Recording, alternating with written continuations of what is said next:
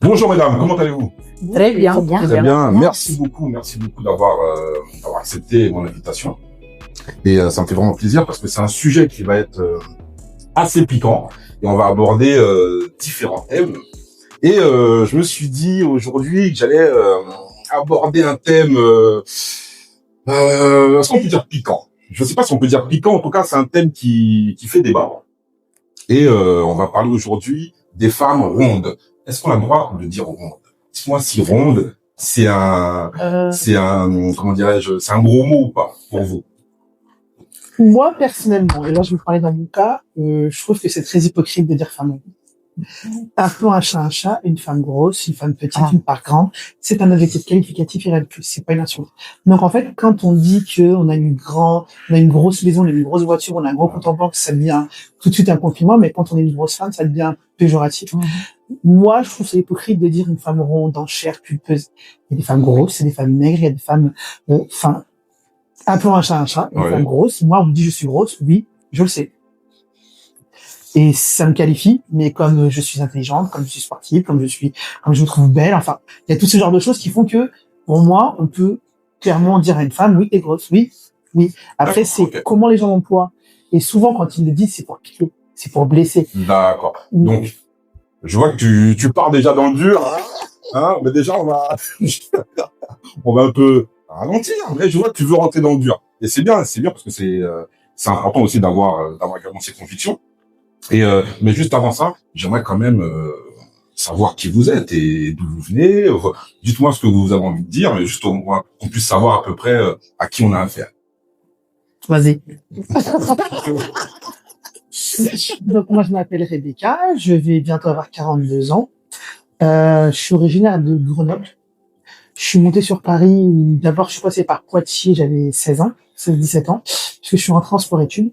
Moi, j'ai eu une carrière de haut niveau dans le judo pendant plus de 20 ans.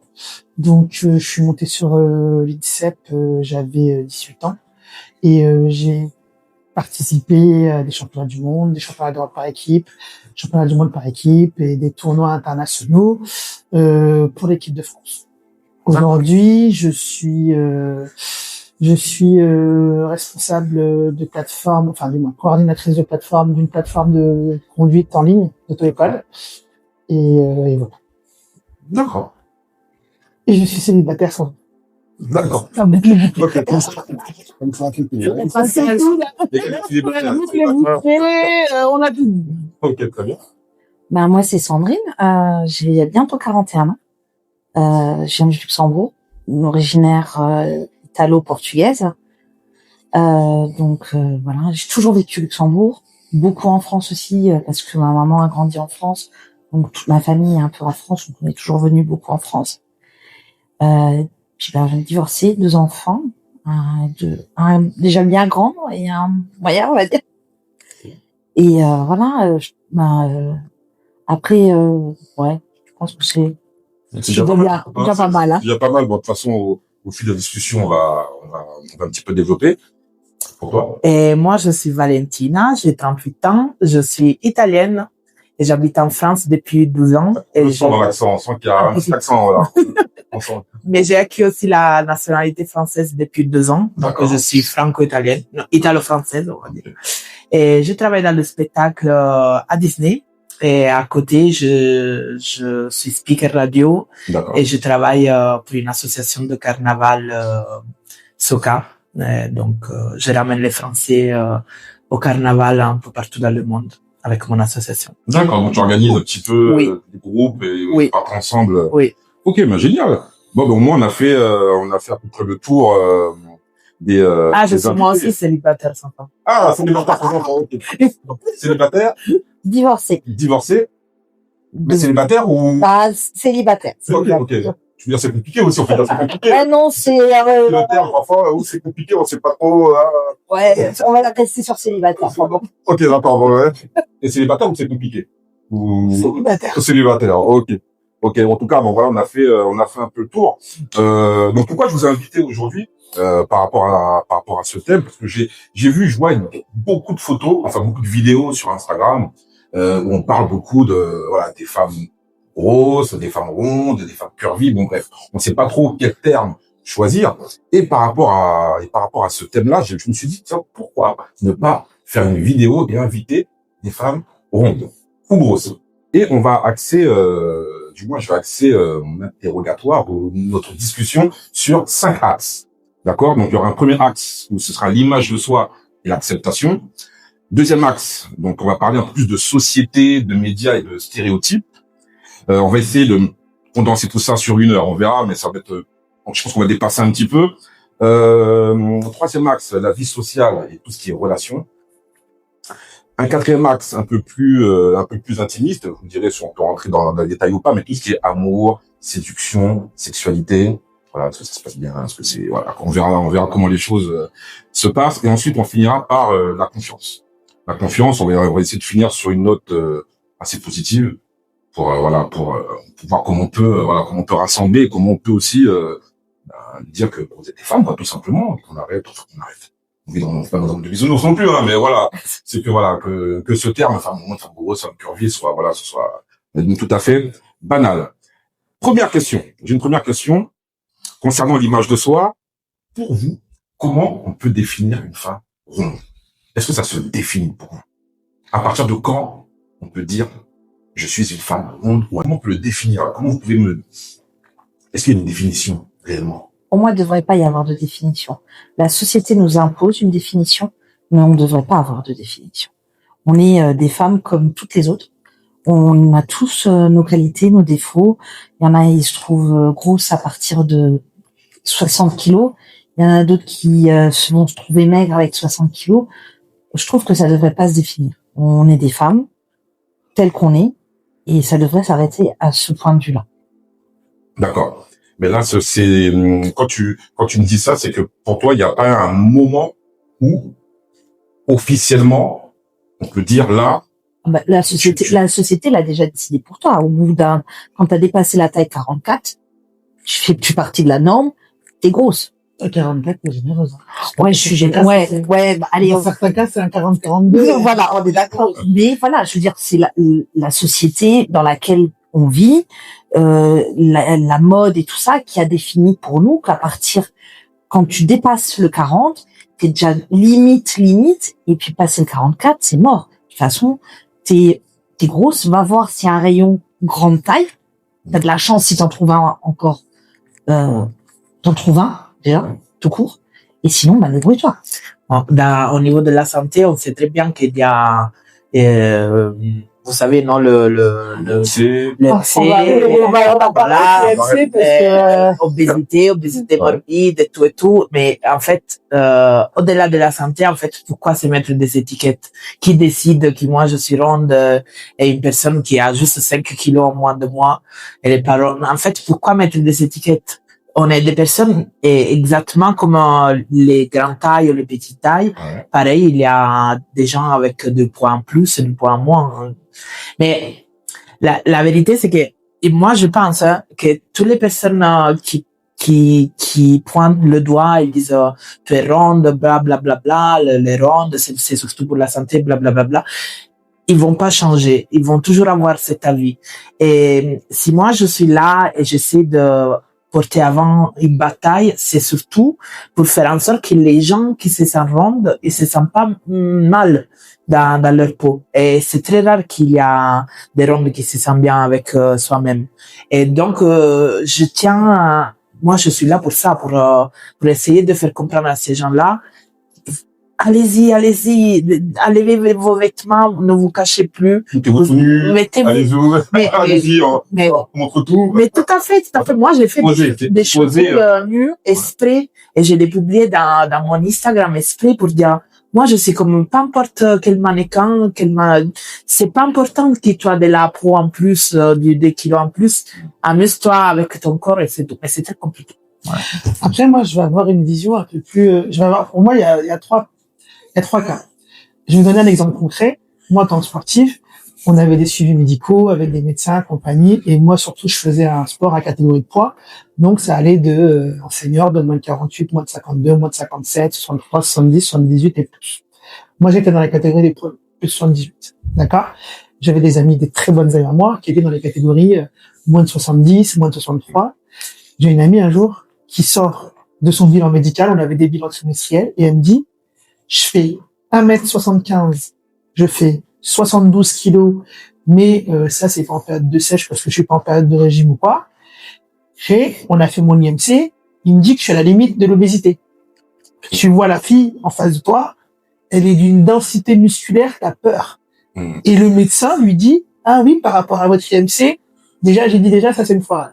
Le truc, on peut pacifier. Parce que la personne que j'ai en face de moi, qui s'entraîne 2 fois par jour, 5 jours par semaine, qui est en régime, au moins une fois par mois, parce qu'il y a des compétitions, il faut qu'elle soit au poids. On peut pas dire à cette personne-là qu'elle est en obésité. C'est pas possible. Ouais. Moi, qui étais sportive, alors oui, j'étais à mon poids, je fais quand même 1m82. À l'époque, j'oscillais aux alentours de 110-115 kilos. Sportive, 2 fois par jour, entraînement, préparation physique, cardio, muscu, judo. Je m'entraînais 5 jours par semaine, 2 fois par jour. On arrivait avec la RMC à me dire, ouais, t'es en obésité. Faut faire attention. Je fais, par contre, les gars, tous mes check-ups santé, ils sont au taquet. Pas de cholestérol, pas de diabète. Les prises de sang étaient bonnes. C'est juste qu'en fait, là, on se fie à des chiffres qui disent, par rapport à ça, tes trucs. Alors effectivement, on me disait, ouais, en termes de mobilité, t'es bon, t'as pas de problème de genou ou pas.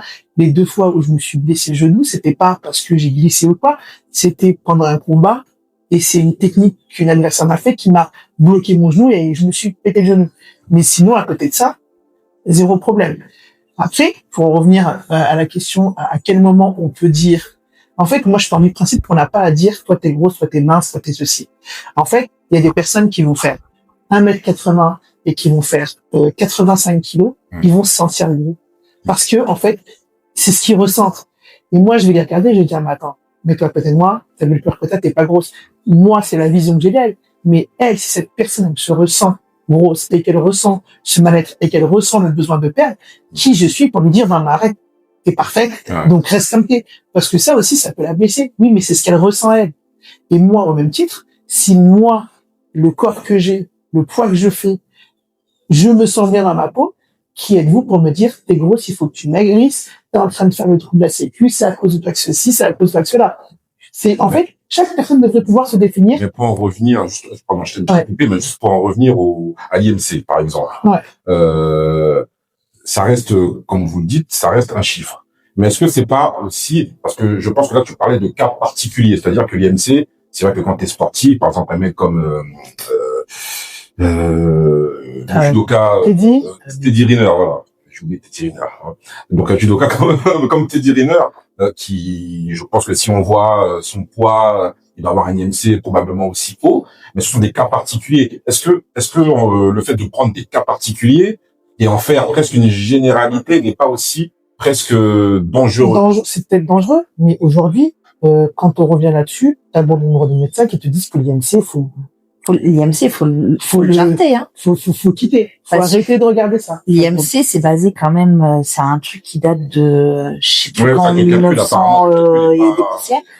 Et sur des personnes caucasiennes de l'époque avec une population qui était peut-être déjà à la base, plus élancée, voire, alors qu'aujourd'hui, je veux dire, on a une mixité dans la population qui ne permet plus de se baser juste sur une catégorie de population. C'est impossible, je veux dire, c'est impossible. Tu vas pas me dire, moi c'est comme on vient de me dire là. Moi j'ai des amis qui font ma taille, qui ont peut-être 5 centimètres de plus que moi, qui vont faire 5 kilos de moins que moi, mais pourtant, à vue d'œil, on n'est absolument pas pareil. Il y en a une qui va paraître plus grosse que l'autre, ou peut-être plus élancée, mais parce que on est totalement différents. Et c'est ça qui est important de souligner, je pense, c'est qu'on est tous différents et qu'il faut arrêter de mettre les gens dans des cases. Les cases, c'est... Elles sont pas assez nombreuses. Ouais, il n'y a pas rien. Il y en a pas assez. C'est-à-dire que pour vous êtes, le fait qu'il y ait des standards, c'est ce qui pose un problème, qu'il y ait un standard et que tout le monde se base par rapport à ce standard. Pourquoi j'insiste sur l'IMC? Parce que moi, je connais pas forcément d'autres barèmes de calcul. Est-ce qu'il n'y a pas un barème de calcul qui pourrait, en quelque sorte, signifier que là, peut-être qu'il y a un danger au niveau de la santé? Est-ce que Est-ce que, parce qu'on peut dire oui, Pour moi, il ne devrait pas y avoir de barème, il devrait y avoir du cas par cas. Parce qu'en fait, chaque personne est différente.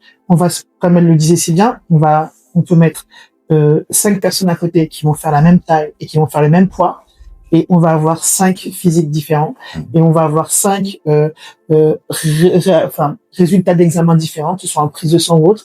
Et donc, en fait, essayer de catégoriser en disant, vous, c'est comme ça, pour tous ceux qui sont comme ça, c'est cette case-là, c'est obésité.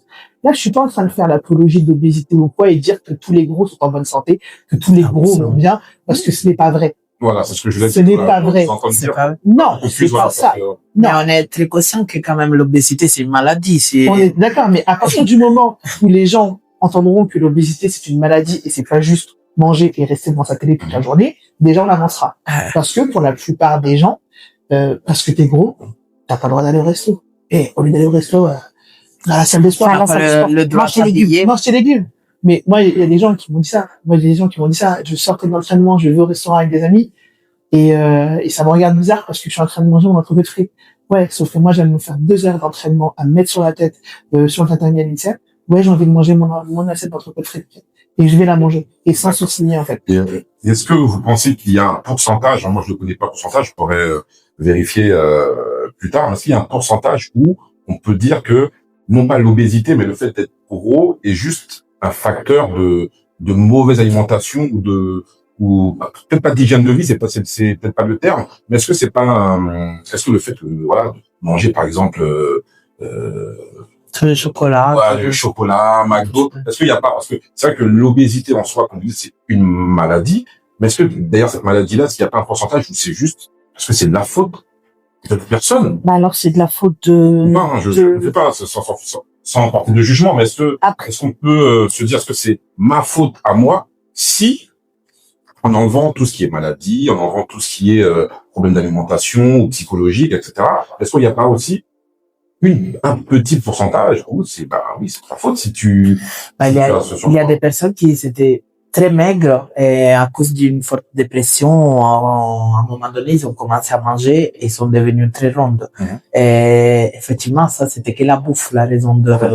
Mais en fait, encore une fois, c'est cas par cas. C'est pas, on peut pas étudier, on peut pas rentrer dans le détail. Moi, par exemple, dans mon cas, moi, je suis ronde, si tu veux dire comme ça, depuis que j'étais dans le ventre de ma mère. Ma mère, quand elle était enceinte de moi, elle a pris 40 kilos. Elle était maigre à la base. Dès que elle m'a accouché, elle a perdu tous les kilos et moi, je suis née de 5 kilos. Et donc, je suis en régime, si on veut dire comme ça, depuis que je suis née. Donc, je vais jamais maigrir parce que je suis née comme ça, je suis comme ça et ça me va comme ça. Je peux pas me battre contre mon corps. Je peux manger toute la salade du monde, laisser de côté le McDo. Je vais pas maigrir d'un jour à l'autre. Donc, mais oui, c'est vrai que... Tu es sûr de ça?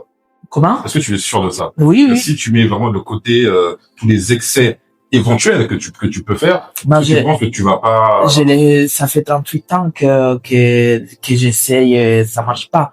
C'est pas une guerre contre mon corps, oui, de essayer de... T'as déjà essayé. Oui.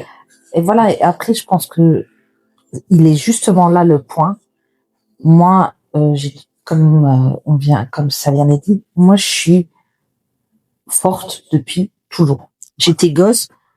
Je me souviens que j'étais gamine, qu'on me disait, ah, bah, t'as grossi encore.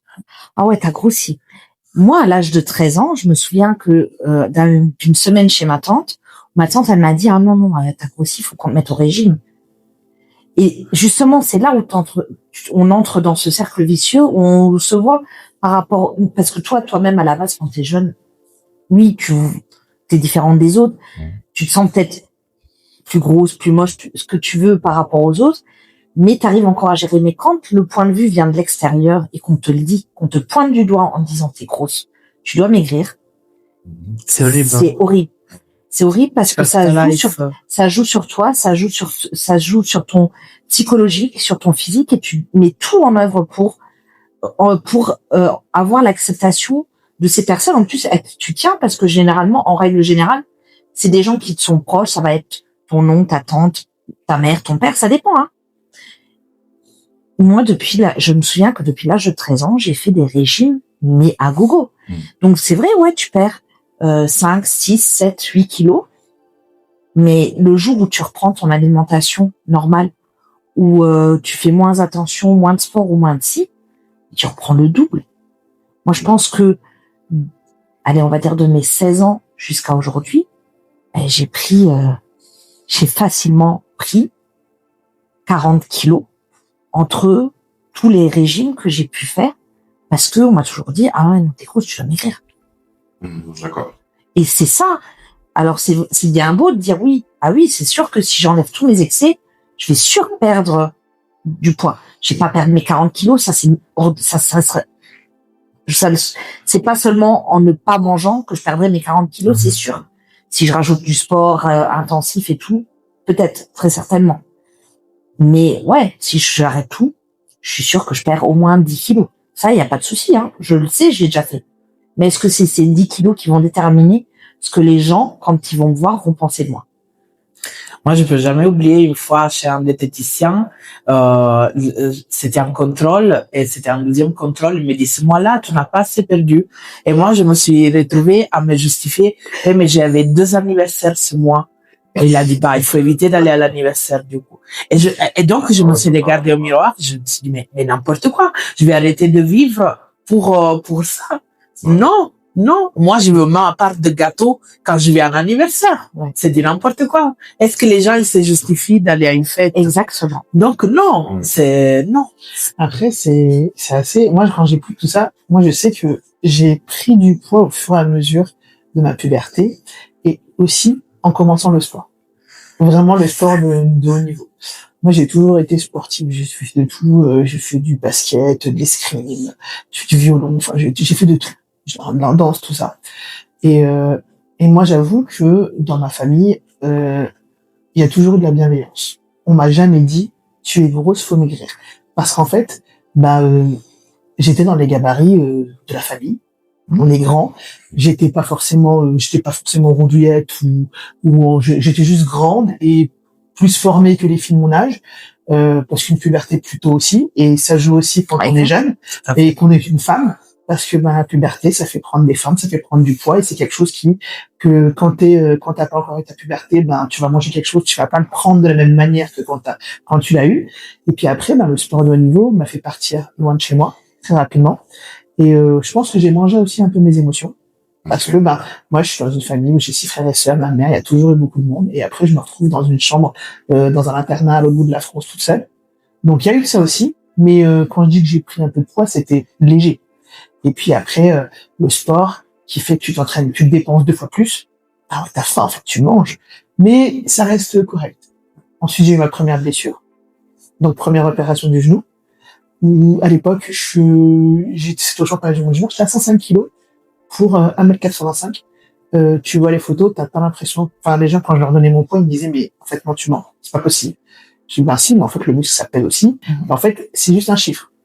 Et après ma première opération, j'ai pris 15-20 kilos. J'en ai reperdu 10, mais j'ai pas réussi à perdre plus. Deuxième croisée, j'ai repris 15... en fait, la sédentarité m'a fait reprendre du poids. J'ai réussi à en perdre, mais pas tout. Ça fait que déjà, en l'espace de 4-5 ans, je suis monté en poids. Mais en fait, malgré le fait que je m'entraîne 2 fois par jour, que j'ai une alimentation correcte, en fait, le poids, il descendait pas, parce que, en fait, je dépensais avec de l'énergie et tout, et en fait, comme je dis, faire attention, moi, je suis pas du tout sur le régime. Moi, je ne fais pas de régime. Moi, je fais des rééquilibrages alimentaires. C'est-à-dire qu'en fait, je mange de tout. Mais je mange bien. J'évite les cheat meals de temps en temps, parce qu'à un moment donné, ça fait plaisir. Mais par contre, je suis quelqu'un qui va prendre le temps de cuisiner, parce que j'aime cuisiner, et cuisiner me détend. Donc, en fait, je vais cuisiner un très plat, je vais me faire mes légumes, mes viandes, mes trucs et tout, je prends le temps de cuisiner. Mais pour moi, en fait, on peut pas être au régime toute sa vie, en fait. Et puis, en fait, manger, on a beau dire, mais manger, c'est aussi la convivialité, c'est les moments où on est tous ensemble, et on est à table, et en fait, moi, j'ai eu tellement de la bienveillance autour de moi, c'est-à-dire qu'en fait, même quand j'avais pris du poids ou que compagnie et tout, il n'y a jamais personne qui m'a regardé en me disant, mais tu vas manger ça? Parce qu'en fait, ils savaient très bien que d'ailleurs, la réponse allait être aussi violente que la question. Parce que ça, c'est ce genre de question qui est très violente. Parce que moi, j'ai déjà vu des filles. Non, mais t'es sûr que tu vas manger ça? Enfin, en étant à la table à côté, des copines bienveillantes qui font les réflexions à la copine grosse qui est toujours agréable à côté. Ouais. Et lui dire, non, mais tu vas vraiment manger ça? Ouais, enfin, je l'ai regardé, je vais avec un n'intervient pas, ce n'est pas ta table, ce n'est pas ta conversation. Reste loin de ça. Et mes potes, ça t'agace. Je dis, ah oui, ça m'agace. Parce qu'en fait, ouais, je vais manger ça et je vais apprécier mon repas avec vous. Donc vous allez kiffer votre repas et puis moi, je vais me retrouver avec ma salade verte sans sauce juste pour dire que je fais attention parce que vous êtes là. Parce qu'une grosse qui mange en comment dire, pas en communauté, mais une grosse qui mange en société. En société, on la regarde, on regarde ce qu'elle mange. Ouais. Parce qu'en fait, Il y a c'est un peu pour cliché, il y a le cliché, un peu stéréotype. c'est ça. Qui se resserre une deuxième fois. C'est ça. Tu vas au McDo, t'es grosse. Mais moi, combien de fois, j'ai 2 gosses. Combien de fois je vais au McDo, les gosses mangent. Moi, j'ai même pas envie de manger. Parce que c'est juste pour eux, parce que, ça leur fait plaisir. Et puis bon, bah, c'est des gamins, ils sont en pleine croissance, on s'en fiche qu'ils mangent un McDo de temps en temps. Mais combien de fois j'ai senti le regard des gens qui me regardaient dans le style, mais putain, t'as vu à quoi elle ressemble, elle est au McDo? Mais stop, quoi. Est-ce que moi, je viens juger ce que t'as dans ton assiette? Est-ce que, clairement. Non, mais voilà, le truc, c'est que le propos des gens, le regard des gens est violent. Encore, il y a 2 semaines de ça. Mais vous ressentez ça, vraiment? Ah, mais moi, vous ressentez vraiment que, oui, moi, là, le jugement, juste au regard, vous dites, bien sûr. La chose qui ça me blesse beaucoup, c'est le fait que maintenant, tout le monde, il parle sur le principe, oui, mais moi, je le dis pour ta santé. Mais non, qu'est-ce que tu t'en sais? Les médecins de Wish, c'est quoi? Mais n'importe quoi. C'est quoi? Non, mais oui, comment dire, laisse tomber la partie beauté, la partie, voilà, ça, on s'en fout, mais ta santé. Mais qu'est-ce que tu en sais? Qu'est-ce que tu en sais que mes analyses sont parfaites, toi? Moi, je me fais pas les analyses du sang tous les 6 mois, hein. Mais il y a des gens qui sont super maigres et ils ont plein de soucis de santé, hein. Mais est-ce que je vous challenge, j'aime bien un peu challenger le truc, mais est-ce qu'il n'y a pas quand même est-ce qu'on n'est pas sujet quand même à risque lorsqu'on est en surpoids? Mais bien sûr. Voilà. Certainement. Il y a quand même mais comme quand on est en sous-poids aussi. Voilà, mais même quand les anorexiques, elles sont au même titre que nous, et les personnes qui sont trop maigres et qui sont mal nourries, bien sûr qu'elles sont dans le même titre que nous. Mais après, et là, je parle pour mon cas, parce que, en fait, je veux pas faire une généralité, parce que je veux pas que les gens, encore une fois, pensent qu'on est sur l'apologie de l'obésité. Dans un premier temps, il faut se rappeler que l'obésité, c'est la maladie du pauvre. Parce que aujourd'hui, bien manger, bien se nourrir, ça coûte beaucoup plus cher que de pouvoir acheter les bons légumes, les bons trucs qui te font pas. Après, c'est un fait.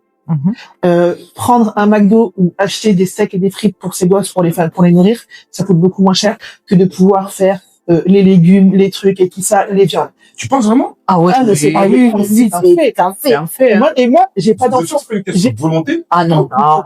Moi, j'ai beaucoup plus cher que ah oui. Un Happy Meal, ça coûte 4 €, hein.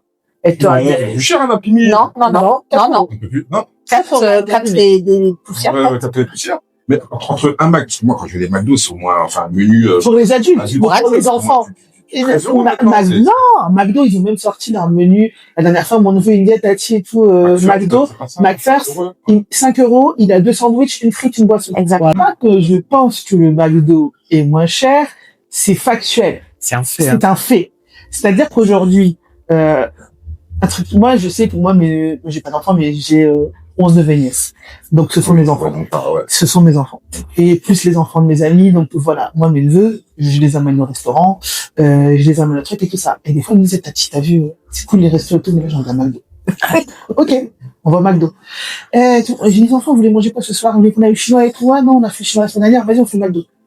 Ok. Et là, quand t'arrives au McDo, tu vois, le menu Happy Meal, il est à 4 €, que ils te font les pubs. Ah, j'ai vu la pub, le McFirst, je peux avoir 2 sandwichs, une frite, une boisson, 5 €. Ok, y a pas de souci. Maintenant, tu vas au restaurant. Allez, on va prendre un hippopotamus. T'arrives, il y a la salade je crois que c'est ça, c'est l'hippo ou je sais pas, t'arrives et t'as la petite salade d'arrivée. La salade, ils te mettent une sauce dessus. Je sais pas si elle est pas aussi calorique que le burger que tu vas peut-être manger au McDo, mais tranquille. Et là, ils vont te faire un menu enfant, frites steak. Ok, pas de souci. Mais en fait, même ce menu enfant frites steak, tu sais que tu t'en sors avec le menu pour 12 balles. Allez, 15 balles. Quand t'as la petite salade, frites steak, la boisson et la petite glace en dessert. Mais je suis désolé, mais pour certains foyers, mettre 5 balles dans le menu McDo ou mettre 12 balles dans le premier hippopotamus qui arrive, tu sais que avec les 12 balles, tu peux déjà prendre 2 menus et demi.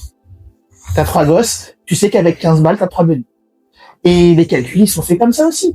En fait, à un moment donné, il faut avoir conscience que, alors oui, tu peux trouver, si le dimanche tu fais la fin du marché et que le truc, les journées, elles sont pleines et ça travaille et il y a les sorties du week-end, les sports, les trucs et tout. Et des fois, on n'a pas le temps.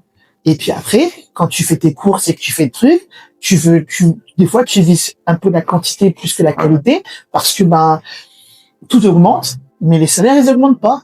Donc en fait, les parents, ils s'arrangent aussi comme ils peuvent pour remplir le frigo avec ce qu'ils peuvent. Et des fois, tu te dis, ouais, je vais prendre des légumes et tout. Alors, il y en a beaucoup qui prennent des légumes congelés et compagnie, qui sont tout aussi bons. Mais après, tu prends aussi le pratique que tu fais quand tu rentres du taf le soir et qui te prend pas 2 heures à préparer parce que toi, tu rentres du boulot à 18h, les enfants, ils ont rentré, les devoirs, le bain, le truc, les activités sportives. Faut qu'ils aient mangé à 20h parce qu'à 21h, d'aller manger. Et c'est une arga aussi. D'où ma question. Est-ce qu'il n'y a pas une question aussi de volonté?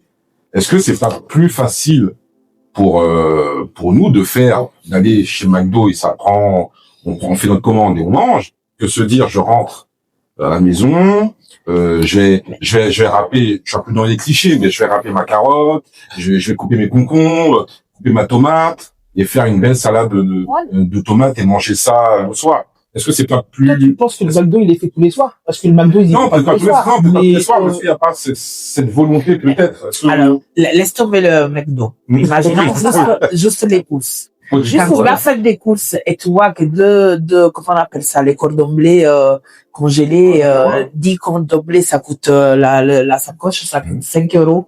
Et à côté, tu as la steak haché, juste un steak haché, et à presque le même prix. Ouais. Et c'est pour une famille, un foyer, ou juste une personne seule qui gagne pas beaucoup. C'est plus intéressant de prendre 1 kilo de cordon bleu et les cuisiner que prendre le steak haché, tu auras payé, le steak haché frais, tu auras payé 4,95 € les deux. C'est juste ça. Mais je suis d'accord. Après, oui, ok, c'est peut-être aussi de la volonté, mais bon, après, comme on dit, tu peux acheter des légumes congelés, tu peux acheter tes légumes le dimanche en fin de marché ou même en début de marché. Tu peux trouver avec la volonté, des choses accessibles, certes, mais il faut du temps, il faut de l'organisation parce que, ok, c'est vrai que si je veux que je cuisine comme ça pour mes enfants en semaine, il y a personne qui sait que le dimanche matin, je me suis tapé 4 heures dans la cuisine pour préparer les plats de toute la semaine. Parce que le soir, quand je rentre, j'ai pas forcément le temps. Je dois m'occuper des devoirs, je dois m'occuper de ma maison, des activités sportives et tout ce qui va avec. Donc voilà, ils mangent effectivement, ils mangent équilibré, mais c'est un coût réel. Moi, quand je vais faire mes courses pour le mois, et que je parle du mois, donc on est juste en féculents, viande, poisson, et puis yaourt et tout ce qui s'arrête là, parce que tout ce qui est après fruits, légumes et fruits et tout ça, tu dois quand même acheter à la semaine frais ou à la semaine, quoi. Mais on est à 3 à la maison. Moi, je suis toute seule. J'en ai pour plus de 250 balles de courses. Et j'ai vraiment la base où il y a pas encore de légumes et de la viande. Il y en a pas, il y a du poulet parce que c'est le moins cher. Et puis, voilà, cordon bleu, steak haché, des trucs qui d'un côté vont vite et d'un autre côté sont que caloriques sont si élevés, enfin sont pas forcément appropriés à éventuellement une perte de poids ou un suivi de recadrage, comme tu dis, ou un recadrage alimentaire. Oui, mais pas forcément ça, mais surtout quelque chose d'accessible, parce que si je prends le steak un bon steak, la bavette de bœuf, ou la bavette, une bonne bavette de bœuf, ou je sais pas moi, le bourguignon, le veau pour faire la blanquette, un poulet fermier vraiment bien, mais c'est pas possible. À 250 €, je suis loin, hein. Parce que 250 €, j'ai rien. Et tout ça, la règle, elle veut que normalement, la viande rouge, par exemple, c'est 1 fois par semaine. Le poisson, c'est 2 fois. Donc, le poisson, c'est encore plus cher que la viande. Vous suivre vraiment la lettre. Si tu suis vraiment la règle, c'est comme tu disais, c'est viande rouge 1 fois par semaine, poisson 2 fois par semaine. Il faut éviter les poissons gras, donc on est sur 1 fois du saumon et le reste c'est des poissons blancs, type cola, genre de choses. Ouais. Et ensuite se rappeler que la viande et le poisson c'est pas à tous les repas. Ouais. Et donc c'est viande blanche et après œufs, ce genre de choses. Si tu dois vraiment te fier à tout ça. Ok. Légumes 5 fois par jour. C'est, ok. Oui, les légumes. Fruits le jour. Ok. Mais c'était une parenthèse. Ouais, c'est vrai qu'on était. Enfin, je me disais que normalement, bien manger, enfin, c'est une question de volonté. Après, c'est vrai que chacun a son. J'ai une question. Est-ce que c'est toi qui fais les courses à la maison? C'est moi en grande partie, ouais. Franchement, en grande partie, je fais les courses. Je fais les courses et C'est toi qui fais les menus, c'est toi qui fais tout ça. Oui, et je sais que bien manger, en tout cas pour moi, c'est volonté. Mais comme je suis un grand gourmand, donc je vais plutôt vers là où pour les gourmands. Mais t'as conscience, tu le vois ton ticket de caisse à la fin du mois, le budget que t'as mis dans la nourriture. Je le vois, mais comme tu disais, il y a des alternatives. C'est vrai qu'acheter des légumes frais, ça peut être assez onéreux. Mais du congelé, il y a énormément de marques de légumes congelés qui t'achètes Ah ouais, mais soit 1 euro, 2 après, moi, euros. je veux bien manger des légumes congelés, et je veux bien manger du congelé, mais je veux manger quelque chose qui a du goût. Donc c'est vitatif. Voilà, merci. Parce que vraiment congelé, il y a de ces piquants. Je vais ajouter un truc. Dis-moi. Quand tu es toute seule et tu habites à Paris, tu n'habites pas dans un gros appartement. Et donc, très rarement, tu as beaucoup de place pour le congélateur, toi. Donc, tu ne peux pas stocker autant que ça. Moi, j'avoue, j'ai eu cette éducation culinaire et ma mère, elle avait toujours le congélateur. Parce que ma mère, elle gérait le budget, les courses pour 7 enfants et tout ça. Et c'est vrai que nous, c'était toujours du fait maison. Ma mère, c'est une adepte du batch cooking depuis 40 ans. Nous, quand on était petits, le dimanche, elle préparait les viandes, les trucs et tout, pour que la semaine, elle puisse juste se faire les légumes, les compagnies et tout ça. Et moi, toujours, la première fois que j'ai mon appartement, elle me dit, prends un frigo avec un congélateur. Elle fait que si tu peux pas avoir un congélateur à côté, prends un frigo avec un congélateur. Parce que tu pourras pas faire des marchés toutes les semaines, c'est un budget. Pour toujours des légumes, des trucs et compagnie. Pense spéculant. Enfin, je pense que ce qui est important aussi, c'est on parle d'éducation financière, l'éducation culinaire aussi. Aujourd'hui, il y a cette facilité de j'achète. Ok, je commande. La ubérisation, c'est quelque chose de fou. Oh là là. Ah ouais. Ce qui fait qu'aussi, on a cette tendance à j'ai la flemme pour moi. Moi, je sais que je commande de temps en temps, mais moi, cuisiner est un réel plaisir. Donc, à partir de là, je préfère cuisiner que commander. Que de commander. Et quand je dis cuisiner, c'est pas juste accommoder. Je cuisine réellement. Et j'aime ça, je prends le temps, je fais mes petits légumes, compagnie. Moi, après, j'ai ce temps-là, et j'ai cette possibilité-là. J'ai un marché en bas de ma rue. Tous les dimanches matins, je suis au marché. J'ai mon petit maraîcher. Il me voit arriver, il sait ce que je vais prendre. Mes petits légumes d'été. En hiver, il sait que je prends mes trucs. Ça me permet de gérer parce qu'en fait, avoir 1000 trucs dans le congélateur, mais de pas les manger ou de laisser passer. Moi, toutes les semaines, je vais prendre mes légumes frais. Mon petit boucher le dimanche matin, il me voit arriver. Je prends ma petite viande et tout ça. Et le dimanche après-midi, je cuisine le premier repas de la semaine. T'arrives à gérer comme ça. Mais parce que, encore une fois, je suis seul et j'ai le temps.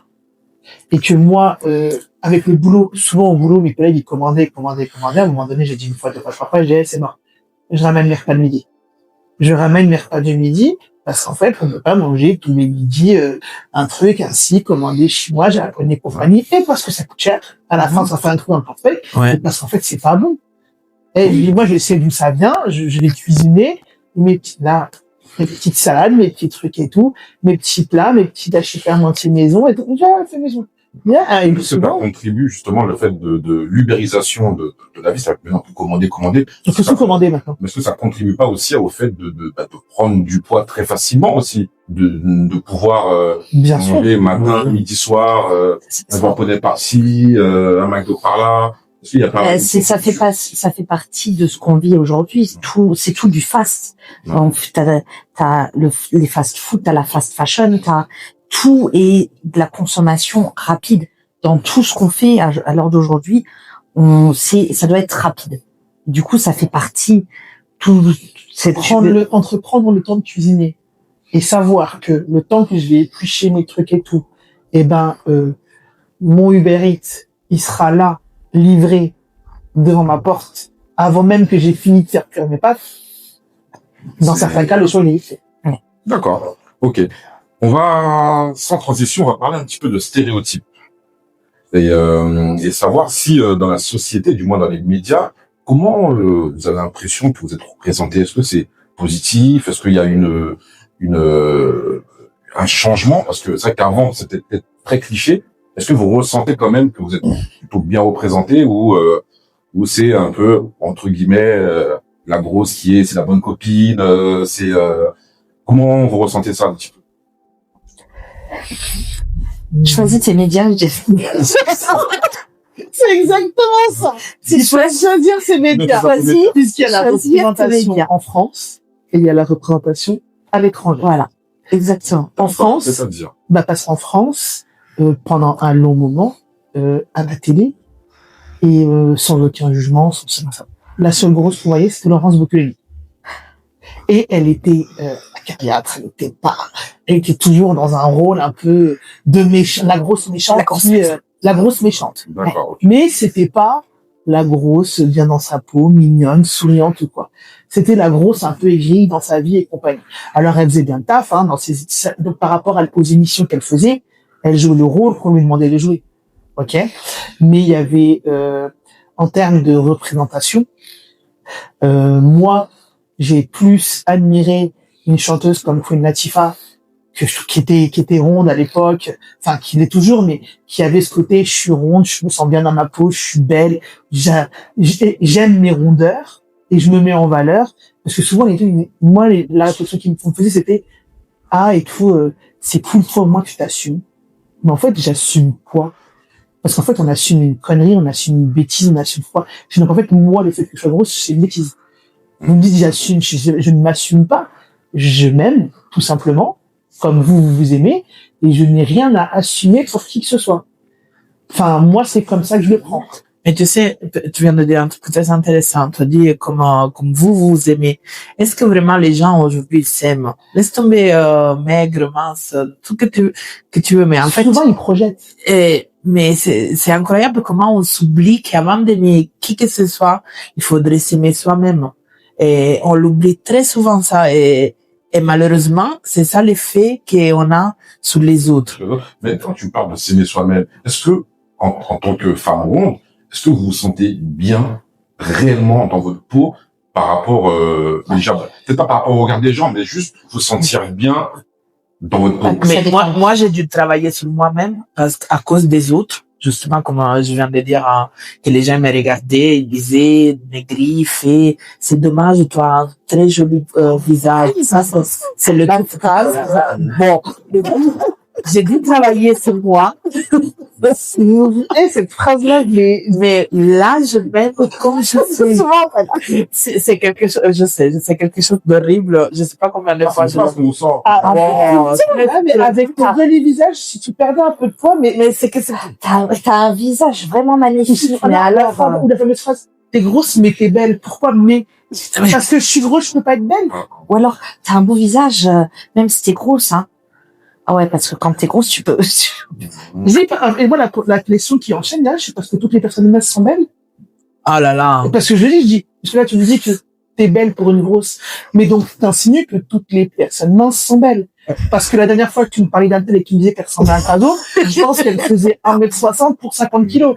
Pourtant, elle est dans les standards. Mais tu m'as dit que c'était un cadeau. Donc, en fait, faut me dire pourquoi, quand on associe grosse et beauté, c'est pas deux mots qui, Et dernièrement, on m'a fait une autre remarque. Ah, pardon. Mais après, c'est ça. Moi, il y a des jours où je me trouve belle, mais vraiment belle, où je me lève et je me dis, putain, aujourd'hui, t'es une putain de bombe. Tu vas faire des ravages. Après, ça va avoir aussi avec ma façon de m'habiller, tout ça. Puis il y a des jours où je me lève, où j'ai tout simplement où je suis pas bien, il fait moche dehors et puis je trouve de toute façon tout moche et par ailleurs je me trouve horrible. Mais voilà, je Mais pense comme qu'on tout le est tous on est tous comme ça, qu'on soit gros, mec, petit ou grand. Il y a des jours où on se trouve plus canon que d'autres. Ouais. C'est tout. Ça n'a rien à voir avec les rondeurs. Rien à voir. D'accord, c'est pas, vous êtes pas dit à un moment, ouais, je suis pas bien dans ma peau. Si. Après, Après, là, tel quel, j'aurais bien, mais après, c'est pas seulement le poids, hein. Des fois, c'est les gens qui t'accompagnent, qui sont dans ta vie, qui font que, à ce moment-là, tu te sens pas bien. Et même si tu perds du poids, le poids que tu trimbales les gens sur toi qui ne te correspondent pas, vont pas faire en sorte que tu vas t'aimer plus que ce que tu devrais. Même si tu perds du poids. Et puis moi, dans ce sens-là, il y a des moments où je me suis senti où, comme je disais, par rapport à mes blessures, où j'ai pris trop de poids, où j'arrivais plus à faire ce que je faisais avant. Et là, je me suis dit, ok, il faut perdre. Mais moi, j'ai perdu le poids qui pour moi était nécessaire. Et en fait, à partir du moment où je suis arrivé à mon poids de forme, où j'étais bien, où je pouvais refaire ce que je faisais avant dans l'entraînement, où j'étais moins en difficulté, et où j'ai retrouvé un peu mon dynamisme et tout ce que je faisais avant, moi, c'était bon. Mais en fait, le poids que moi j'ai perdu, les gens me disent, pourquoi tu t'es arrêté? Pourquoi t'as pas continué? Mais parce qu'en fait, moi, je suis arrivé au goal que je voulais. Et en fait, mon goal n'est pas celui des gens. Moi, en vrai, le goal des gens. Ouais, tu t'en fous. En soi, je m'en fous. En soi, c'est ce que tu penses de ce que, et souvent, tu te rends compte que les gens, des fois, ils sont moins dans leur peau. Eux, ils se sentent pas bien. Mais ils comprennent pas comment toi, qui est plus grande, plus grosse, plus quoi, tu peux être aussi bien dans ta peau et tu peux kiffer ta vie. C'est ça. Ils se disent, mais non, moi, je suis pas bien dans ma vie. Moi, je me trouve grosse, moi, je me trouve saucisse parce qu'ils s'aiment pas assez, ou parce que il y a le bourrelet trop, ou parce que eux, peut-être qu'ils regardent un peu trop ce que la société leur impose. Et ils se disent, elle fait 1m82, elle fait 135 kilos, elle bouge son truc et tout, et elle est là, en moulante, décolletée, mini-jupe et tout. Elle sort, elle vit sa vie. Comment c'est possible? Et là, en fait, vu qu'ils comprennent pas, là, ils t'envoient les trucs. Ouais, Mais, voilà. toi, t'es à l'aise comme ça? Ouais. T'es sûr? Ben oui, sinon j'aurais pas mis ces vêtements-là. Enfin, quand je me suis regardé dans le miroir avant de sortir, je te rassure, et je kiffe. Ah ouais, ok. Et en fait, vu qu'ils sont pas bien dans leur peau, ils veulent intégrer ce petit doute en toi. Ce petit truc de, c'est pas possible, en fait. Ils cherchent. C'est pas possible, elle fait façade, elle fait coupable. En fait, ils projettent leur peur sur nous. Parce que, en fait, c'est ça. De toute façon, même toi-même, quand t'es pas bien, quand il y a un truc qui te dérange, c'est ce qui te dérange et ce qui te plaît pas que tu vas projeter sur les autres. Et eux, ils font exactement la même chose. Mais, on va dire, c'est toujours plus facile de projeter sur les gens gros, les gens qui se sentent bien dans leur peau, parce que justement, on n'est pas la norme. Quand t'es pas la norme, donc tu dois pouvoir justifier que vu que t'es pas la norme, vu que t'es grosse, tu sais supporter que moi je dirige ma colère que j'ai contre moi-même envers toi. D'accord, ok. Moi, on m'a dit, je n'aurai jamais ton courage. Mais c'est ça, Ça, en fait, on est courageux. Ouais. Mais tu deviens tenter. À un moment donné, tu es forcément plus forte. Soit tu t'annules, soit tu deviens forte. Exact. Tu dois gagner ta bataille. Moi, j'ai des gens qui m'ont dit, des gens que je côtoie depuis des années, et qui voient mes posts des fois sur Instagram et tout ça, et qui me disent, ouais, franchement, je te respecte parce que, t'as osé te poster en bikini, alors que quoi, j'étais à la plage, en bikini, voilà. Mais pour eux, vu que t'es grosse à la plage, en été, tu dois mettre un t-shirt et un short et Voilà. Caché, tu dois. C'est ça. C'est quoi? C'est parce que c'est le fait de vous voir, vous assumer, ou c'est parce que ils ont une forme de, ce que peut-être une forme de dégoût. Vous pensez que c'est quoi de vous voir? Les deux, c'est un peu des deux. C'est un peu des deux. C'est pour ça que j'insiste sur le fait que les gens qui sont dégoûtés, on va jamais les changer. Exact. C'est le moins, on va jamais les changer. Ah ouais, eux, c'est, ouais. Et pour moi, c'est pas, voilà. Moi, aujourd'hui, j'ai une pote, elle m'a dit, mais en fait, moi, je comprends même pas pourquoi la grossotomie, ça existe. Elle me dit, mais en gros, t'es gros, elle me dit, t'as peur, t'es arachnophobe, t'as peur des araignées, ok, elles te font flipper, t'as peur qu'elles te piquent, elles te font dans l'oreille. En fait, mais le gros, t'as peur qu'il te fasse quoi? Mais c'est comme l'homophobie. Clairement. Pourquoi être homophobe, en C'est fait? ça, mais le gros, t'as peur qu'il te bouffe ou quoi? Elle me dit, je dis, franchement, c'est à moi que tu poses la question, mais je ne saurais te répondre. Ouais. Moi, parler à un grossophobe, il va te demander, il va te dire. C'est comme, mais c'est comme tout, comme l'homophobie, le racisme, la xénophobie. C'est, voilà, c'est, Qu'est-ce que l'autre va... T'as peur de quoi? T'as peur de quoi? ben voilà, c'est ça, quoi. Ça, c'est pèse 130 kilos, qui t'enlève toi des kilos, qui va t'en rajouter, ou Exactement. ou que je peux comprendre, ouais, ce... Tu sais, c'est ta peur qui t'a fait un gros qui t'a voulu ton goûter quand t'étais à l'école et depuis t'es pas, je sais pas. Je sais, mais je sais, tu comprends. Tu t'es dit, ok, d'accord. Enfin, c'est, après, effectivement, t'en as plein qui disent, ouais, moi, il y avait un gros quand j'étais au collège et tout, il était méchant, il était en mode harceleur. Mais en fait, je dis, mais, ok, il avait pas le droit de faire ce qu'il faisait. Mais est-ce que, avant de devenir ce mec-là, il a pas tellement pris des réflexions de sale gros, de ci, de ça, qu'un jour, il a dit, ok, aujourd'hui, c'est la dernière. Et il a dit, maintenant, parlez-moi mal, et on va en découdre. Et ça fait qu'à la fin, le mec, il a dû prendre cette armure de gros méchant, parce que c'était le seul moyen pour lui de se défendre.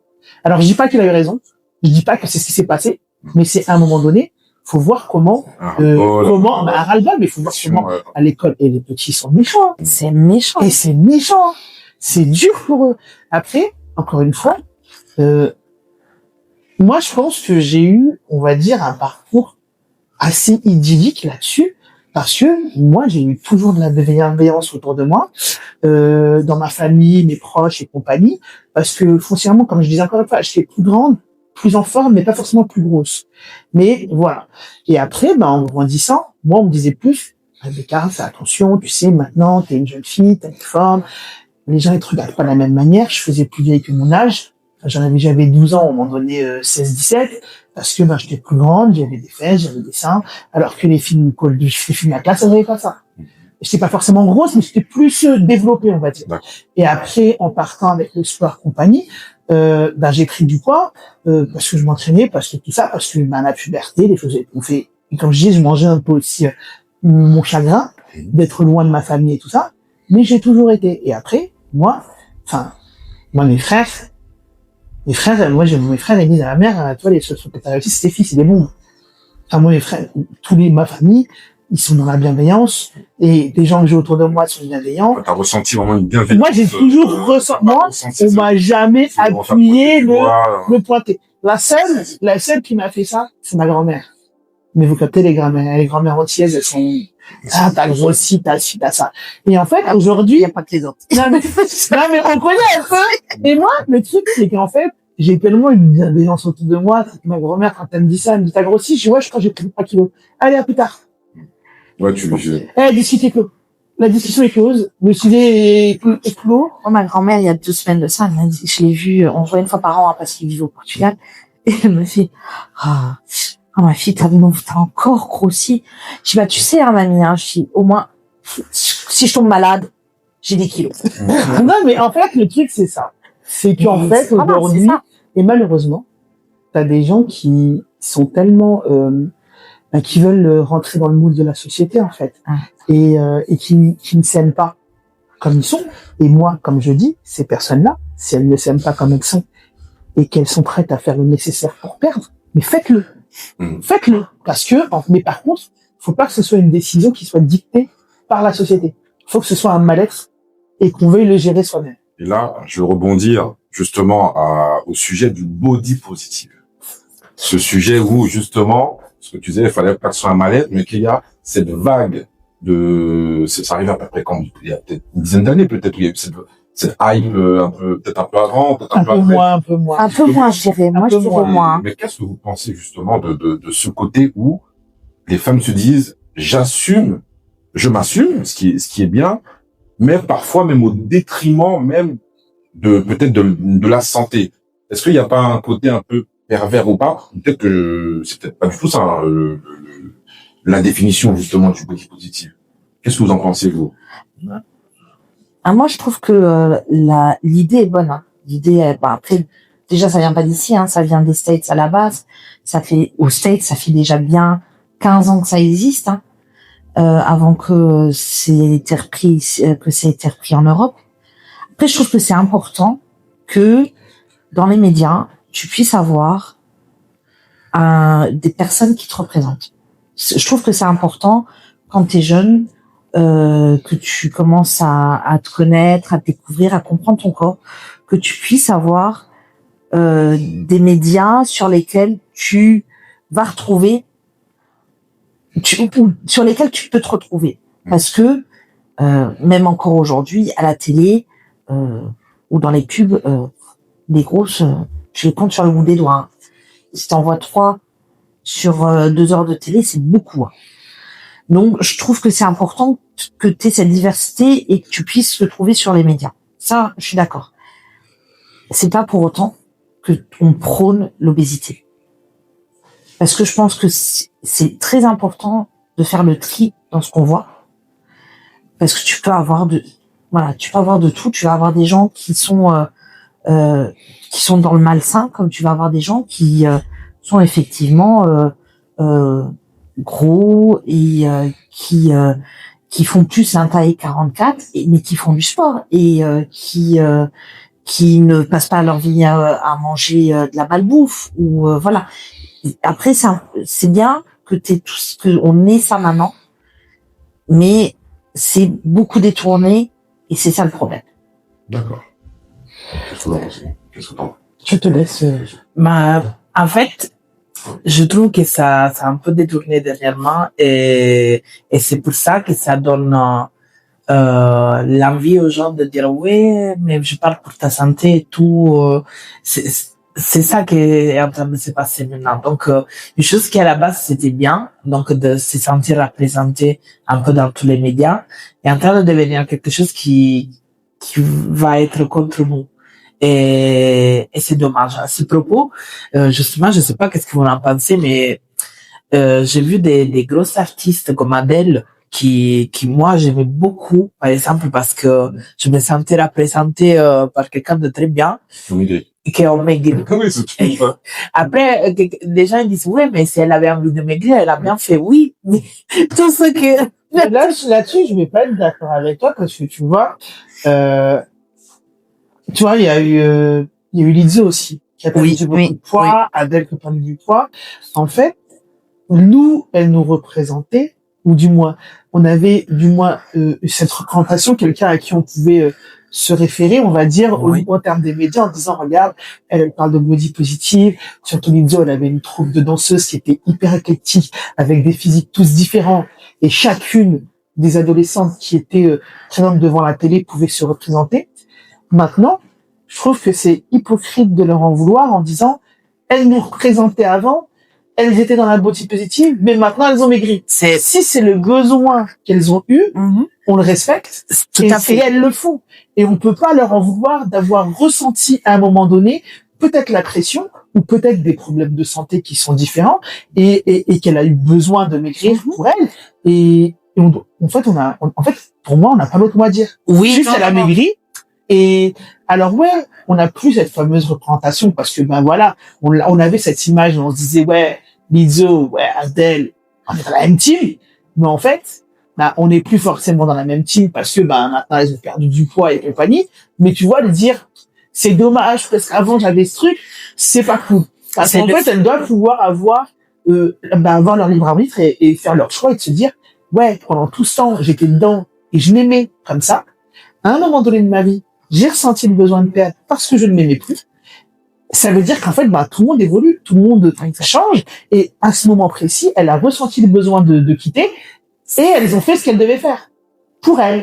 C'est le fait vraiment de passer beaucoup de temps dans les médias à dire moi je représente, moi je suis, moi je. Oui, mais on a une évolution, c'est à un moment précis, un moment précis. Parce que j'ai posé, je sais pas, en off, mais j'ai pas forcément la représentation qu'elle donnait aux femmes rondes. Ah si, elle avait un véritable discours. Lizzo. Ouais, c'est ça. Okay. Mais après, comme on dit, elle a perdu du poids, il y en a qui disent Ozempic, pas Ozempic, il y en a qui disent qu'elle avait diabète, pas diabète. Il y a quel est son médecin qui savent? Exact. Mais ça, il y a quel est son médecin qui savent? Et par rapport à ça, en fait, il y a beaucoup de gens qui vont se permettre de juger. Et ça, c'est notre tort à nous.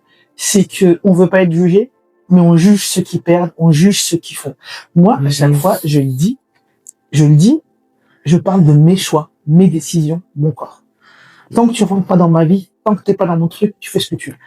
Et je respecte le fait que tu peux avoir un discours body positif et dire je m'aime, je m'assume. Et à un moment donné, pour diverses raisons, peut-être que toi, dans ce cas-là, tu galères pour avoir un enfant et que ton médecin te dit, vous, par rapport à ça, vous avez un SOPK, vous avez un truc. Est-ce que c'est pas le petit côté un peu en disant aux femmes, assumez-vous, hein. Et pendant ce temps-là, elles, voilà, elles sont en mode. Alors attention, ce genre de personnes, à chaque fois, elles le disent. De côté, voilà, quand elles se tapent.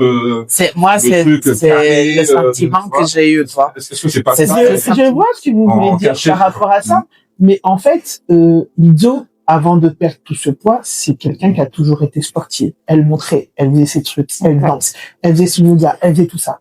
Elle est peut-être, et comme je dis là, on fait des suppositions, oui, on ne vit pas dans sa vie, dans son truc. Peut-être qu'à un moment donné... Ça déçu. Ah, mais en fait, mais moi, cette déception, je l'ai pas comprise. Cette déception, moi, je l'ai pas comprise. Parce que pour moi, son corps, ses choix, ses décisions. Elle s'est aimée et elle a vécu et elle a montré à tout le monde qu'elle pouvait vivre là-dessus. Alors après, attention, elle a perdu du poids. Elle est pas skinny, la Lizzo. Ah voilà, j'allais dire, faut redescendre, hein. Elle est toujours pas skinny, hein. Elle est toujours pas skinny, la Lizzo, hein. Ouais. Mais tu vois, on va dire que là, maintenant, Lizzo, c'est devenu la grosse acceptable. Tu vois. La grosse qui rentre dans une case. Dans une case. Tu vois, c'est Lizzo, elle est rentrée dans la gamme, Ashley Graham. Tu vois, c'est Ashley Graham, figure de proue de mannequin américaine. Tout le monde me dit, non, mais Ashley Graham, c'est un avion. Je dis, bah ouais, elle a pas de ventre, elle a pas de truc, elle a les seins, elle a un tarpé tapeur. Elle rentre dans le standard un peu BBL, ventre plat. Mais c'est une non, mais tu vois, c'est une mannequin américaine qui est juste magnifique, elle est sublime. C'est quand même t'as une mannequin française, Leslie Sidora, qui est mannequin pour Kelty, qui maintenant vit aux États-Unis et tout ça, parce qu'en France, elle ne posait que pour Nikki Habib et compagnie, elle ne rentrait pas dans les cases. À partir du moment où elle est partie à Londres, elle a décollé. Maintenant, la fille vit sa meilleure vie aux États-Unis. Pourquoi? Parce qu'elle ne rentrait pas dans les standards français. Alors qu'aux États-Unis, elle est physiquement, elle est du même acabit que Ashley Graham. Elle pose sur les goûts d'América et compagnie. Elle a bossé avec les Kardashian. Enfin, elle est sur un truc, un high level. Et est-ce qu'elles sont, du coup, le fait d'avoir perdu du poids? Alors non, Leslie Sidora n'a pas perdu. Et ni Ashley Graham n'a pas perdu. Ashley Graham, en fait, là, je te parle de deux personnes qui sont dans les grosses acceptables. On va dire que c'est des mannequins curvy. D'accord. Mais c'est des mannequins curvy qui font un 44, 46. Tout est bien placé. Non, il y a pas, non, on est sur des, honnêtement, t'as des femmes, non, mais tu vois, tu sais, c'est le délire des BBL un peu. Tu vois. C'est le délire, nous, on veut des formes, mais on veut pas des grosses. D'accord, je vois. On veut des gros seins, gros cul, mais voilà. Ventre plat. Ventre plat, mais, enfin, taille marquée, mais petit ventre parce qu'on aime la petite couche dessus, que c'est agréable, confortable, on veut pas le egg pack, mais voilà. Ok. Non, on est dans la grosse curvy acceptable. Tu veux rebondir? Non. Sur non. Mais pour justement par rapport au fait que l'ISO, il y avait qui d'autre? Adèle, voilà. Et perdu du poids, est-ce qu'elles sont du coup beaucoup plus rayonnantes, beaucoup plus séduisantes? Ma question est la suivante, c'est... Eh ben, excuse-moi, mais moi j'ai parlé pour Adèle. Moi je la trouve pas du tout rayonnante depuis qu'elle a perdu du poids. Moi au contraire, je trouve que depuis qu'elle a perdu du poids, elle a l'air vachement triste. Effectivement, elle a l'air triste. Tu sais, c'est ça la grande problématique des personnes. Alors, je ne sais pas si elle s'est fait opérer ou pas. Je ne sais pas non plus. On ne sait pas comment elle a perdu. Mais on se rend compte qu'il y a beaucoup de personnes qui se sont fait opérer, qui ont fait des sleeves ou des bypass, qui sont malheureux dans leur vie. Enfin, alors moi, je sais pas comment ils sont dans leur vie, mais sur ce que tu vois de l'extérieur, beaucoup plus clair, beaucoup moins lumineux. Exact. Et aussi, il faut savoir que ces maladies, c'est pas rien. Enfin, ces opérations, c'est pas rien. Dans le sens où t'as des compléments à prendre à vie, tu peux plus manger différemment, c'est-à-dire que tu sais si tu vas manger à midi, faut que t'arrêtes de boire à 11h15 parce que 45 minutes avant faut truc, tu peux pas boire et manger en même temps, c'est des trucs et tout ça, c'est plein de pour les bypass, t'as des compléments alimentaires à prendre toute ta vie. Et puis plus complications, hein. Moi j'ai mon beau-père qui l'a fait, c'est une horreur, hein. il a changé d'humeur, mais à 180 degrés. Enfin, il y a tellement de choses et en fait, c'est ça aussi que les gens ne savent pas forcément. Ils voient juste, j'ai fondu, j'ai perdu du poids, et voilà. Et puis, il y a ceux aussi qui font tout ce qui est sleeve, bypass, compagnie, mais qui, vu qu'ils n'ont pas traité, mais ils n'ont pas eu le suivi psychologique qu'ils devaient, parce qu'il y a un suivi psychologique avant et après, et une fois qu'ils ont suivi l'opération, ils arrêtent d'aller voir le psy. Ils ont pas géré leur TCA, leur trouble du comportement alimentaire. Donc, ils continuent de manger leur chagrin, leur stress test. Ils continuent de ne pas manger correctement, de ne pas aller avec. Et à la fin, alors ouais, pendant 2-3 ans, ils ont perdu 60-70 kilos. Et puis tu vois que au bout de 5 ans, ils en ont repris 40. Ça veut dire quoi? Ça veut dire que le travail physique a été fait, Mais pas de travail psychologique. C'est pas le travail psychologique. les deux ne sont pas, Faut aligner l'esprit avec le corps, c'est un bon mental dans un bon corps, hein. Je pense que c'est Puis quand le mental ne suit pas, t'en as beaucoup qui font de la dysmorphophobie. C'est-à-dire qu'en fait, ils ont perdu 60 kilos, mais ils se voient toujours comme le gros de 130-140 kilos. Alors que moi, je suis au contraire. Ouais, moi, quand je les regarde dans le miroir, 36, 38, Mais la première partie rapide, au niveau de l'amour, la séduction et la sexualité. Comment, en tant que femme ronde, comment vous gérez justement le game justement du célibat, le game du dating, savoir est-ce que vous allez dater, est-ce que vous recherchez ça, on n'aime pas forcément ce mot-là, mais est-ce que le fait d'être ronde, il y a des défis qui sont beaucoup plus complexes. Il y a un plus gros tri, je pense, à faire. Ouais, il y a un véritable tri.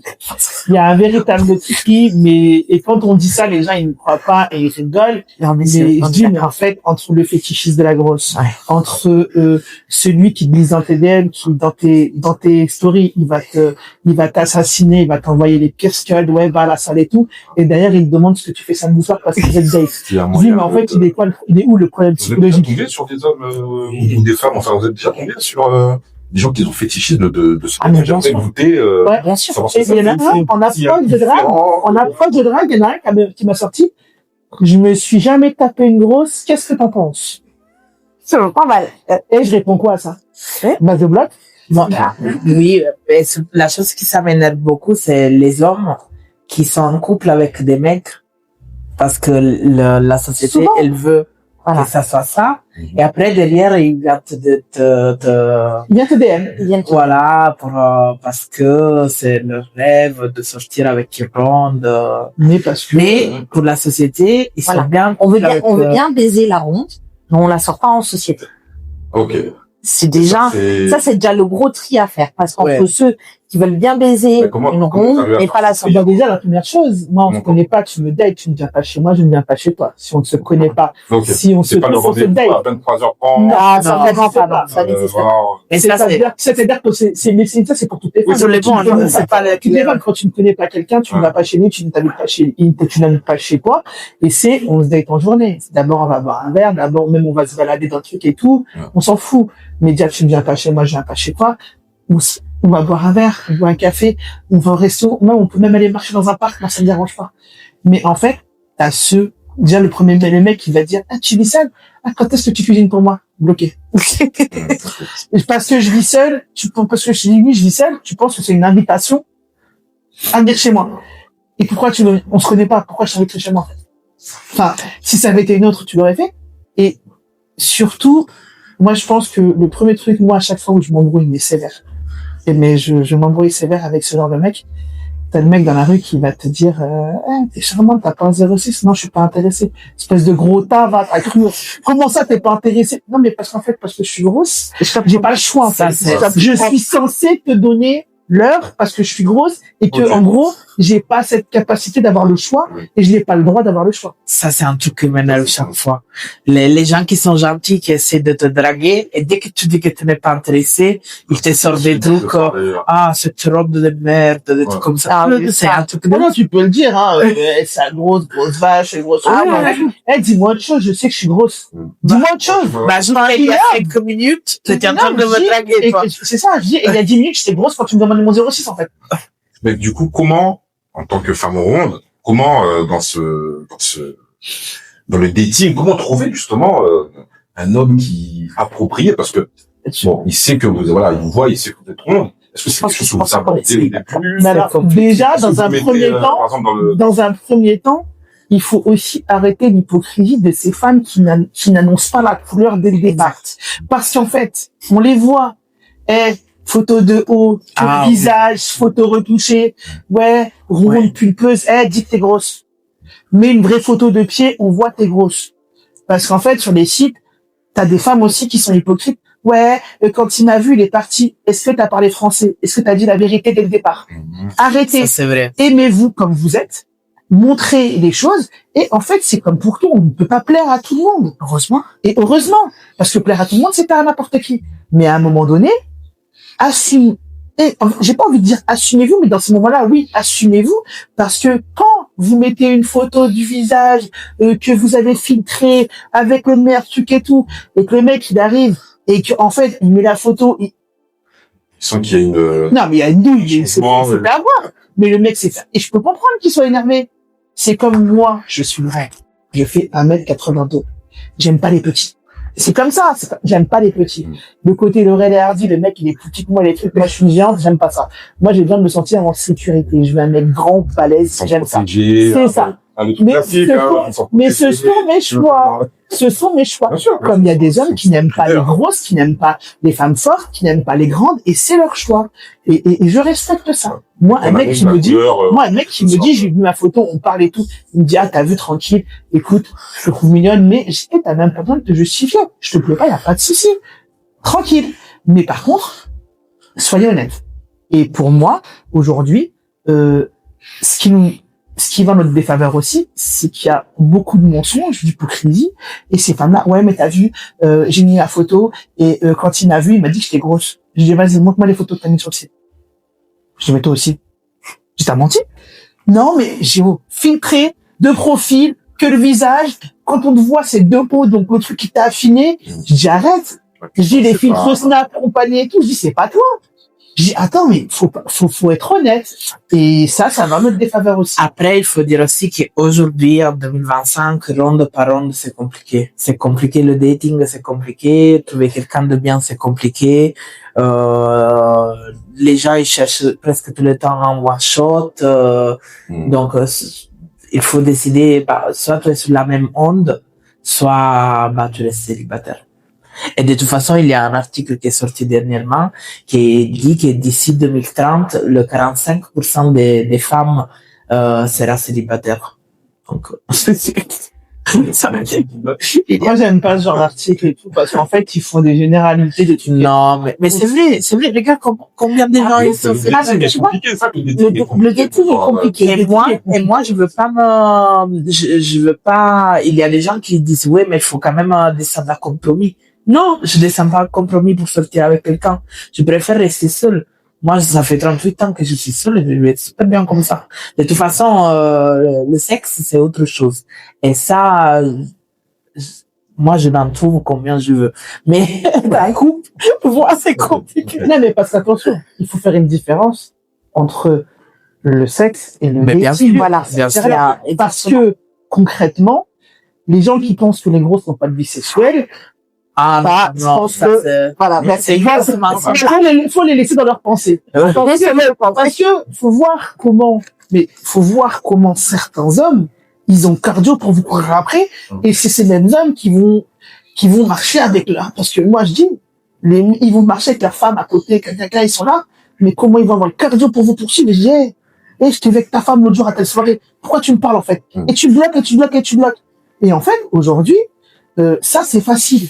C'est facile. Oui, c'est facile à avoir. Oui, mais oui. Surtout pour une femme. Une femme ne peut avoir, voilà, d'accord. Le plus compliqué, c'est l'engagement, c'est trouver un homme qui veut s'engager. En fait, un homme qui veut, trouver. Mais ça, c'est trouver un homme qui veut vraiment s'engager. Et ça, c'est problématique, ça que pour nous. Pour nous, c'est une problématique en général. C'est en général pour les femmes. Est-ce qu'elle n'est pas due parce que là, tu parlais de critères, et je vais rebondir par rapport à ça. Tu disais, j'ai des critères qui sont assez élevés. Oui. Et donc, du coup, cette réponse à tes critères, c'est une catégorie d'hommes qui répond à ces critères-là. Ou alors parce que est-ce que, justement, par rapport à ces critères-là, est-ce que ces hommes-là sont intéressés Bah, Qui détermine quel critère d'homme est intéressé par quel critère de femme? C'est-à-dire que, admettons, une femme qui veut, une femme qui veut, par exemple, pour rentrer un peu dans le dur, elle va se dire, c'est assez basique, je veux un homme de, par exemple, je disais tout à l'heure, je veux un homme de 1m90. Non, moi j'ai dit je veux un homme grand, plus grand que moi. Voilà. Je ne pas donner de précision en termes de type. mais voilà. J'ai dit je veux un mec plus grand que moi et balèze. Voilà. Et balèze. Je n'ai pas dit je veux une carrure un fois, j'ai dit je veux un mec plus grand et balèze. Qui a une certaine voix. Parce qu'en fait, je veux que moi, et c'est mon ressenti à moi. Je veux pas serrer mon mec dans mes bras, je veux que ce soit lui qui me prenne dans ses bras. Ok, tu veux sentir le, voilà. Je veux sentir son côté mal. Son côté mal, ok. Mais, ma question la suivante, c'est, est-ce que, parfois, les femmes n'ont pas trop de critères? On sortait du côté un peu rond, mais ça rentre aussi, c'est-à-dire qu'une femme qui est ronde, qui sait qu'elle a cette attraction qui sera peut-être, je dis bien peut-être, un peu pas vous froisser, mais peut-être un peu moins attractive qu'une femme qui est peut-être dans certains standards. là, t'es méchant, hein, toi. Non, il est pas méchant, il est dans la réalité. Il est dans la réalité des On choses. essaie de voir la réalité des choses, c'est-à-dire que tu vas peut-être avoir les mêmes critères qu'une femme qui a Si. qui a, tu vois ce que je veux dire, qui a peut-être Oui, 30 kilos oui. en moins que toi, Oui. et vous allez peut-être viser le même mec. Elle mais va est-ce que gagner. voilà, c'est ça. Oui, Est-ce qu'elle oui. va Elle va pas forcément gagner. elle va pas forcément gagner, Elle va mais, pas forcément. Ouais. mais dans, on va dire, Alors, statistiquement, Statistiquement, oui, elle va gagner peut-être 3 fois sur 5. Mais il y a les 2 fois où l'homme, il va réellement intégrer que ce qu'il lui faut, c'est ça et pas ça, parce que c'est ses préférences. Et en fait, il faut, aujourd'hui, t'as des hommes qui te disent, je préfère les grosses. Et ils me disent, pas les curvis. J'aime les grosses. Voilà. J'aime les grosses. Okay. J'aime la chair, j'aime l'opulence, j'aime le confort, j'aime les grosses. Après, moi, je vais juste rebondir sur le fait que on va souvent. Le problème déjà quand tu dates, c'est bon. Moi, je date beaucoup de Sénégalais, des Blacks. donc, Mais C'est ton type d'homme. c'est mon type J'aime d'homme. les Voilà, noirs, j'aime les noirs. J'aime les C'est noirs. ton type d'homme. Moi aussi. Mais du coup, souvent, on va te dire, ah ouais, mais de toute façon, vu comme t'es, il y a qu'un noir qui peut te prendre. Ça, Parce c'est que horrible. c'est nouveau, C'est un horrible. cliché. Alors que non, j'ai été mariée 10 ans avec un blanc. Voilà. Juste que, à un moment, tu fais des choix dans ta vie où tu dis, bah non, tout compte fait, c'est pas du tout ce qui me correspond. Ce qui me correspond, c'est autre chose. Et c'est là, que les gens sont hypocrites de nos jours parce que les gens, ils veulent plus rien assumer. Que ce soit en général, hein, les hommes, les femmes, ils ont du mal à assumer que ils pourraient tomber amoureux de quelqu'un qui est totalement à l'opposé de ce qu'ils ont pensé à la base. Et c'est là où c'est compliqué de toute façon le dating parce que on est tous bien trop hypocrites, on a plus assez de temps, on a bien trop de choses dans nos vies qui font que dater c'est compliqué de nos jours. Que tu sois grosse, que tu sois maigre, homme, femme, je pense que pour tout le monde c'est compliqué. c'est compliqué. Et en fait, c'est compliqué pour la femme, mais c'est aussi compliqué pour l'homme. Pour tout, Ok. ouais, pour les deux. Hein. Parce que c'est vraiment compliqué c'est vraiment compliqué pour tout le monde. Parce que aujourd'hui, nous on va avoir ce côté, les hommes ils n'aiment pas les femmes, certaines catégories d'hommes n'aiment pas forcément les femmes grosses ou veulent un certain standard. Mais pourquoi? Parce que le marché il a été déséquilibré aussi. C'est parce qu'aujourd'hui, t'as des femmes, elles ont 20 ans, 22 ans, elles te disent, moi, mon mari, faut qu'il roule en Porsche, faut qu'il me pose ci, faut qu'il paye mes extensions, L'homme mes capable. cils, mes cheveux. Elles sont hommes capables, mais elles posent quoi sur la table? Exact. Elles sont là, elles veulent juste faire les belles. Mais elles sont incapables de dire, en fait, elles veulent l'homme qui a réussi à 22 ans. Ouais. Sauf qu'en fait, l'homme de 22 ans qui se forge pour réussir, il a besoin d'avoir quelqu'un à côté de lui qui l'accompagne et qui le soutient sur toute cette période. Avant d'être ce fameux homme capable. Parce que je suis désolé, rares sont les hommes qui, à 22 ans, ont réussi, sont assis sur une carrière, palpent l'argent qu'elles veulent pour pouvoir rester à la maison et rien faire et aller au restaurant, se faire coiffer, se faire les ongles tous les 15 jours. Mais en fait, elles veulent l'homme capable qui a réussi à 22 ans. Donc en fait, aujourd'hui, ces hommes-là, je peux comprendre qu'ils disent, attends, toi, tu veux que je sois un homme capable, toi, tu m'apportes quoi? Je l'entends.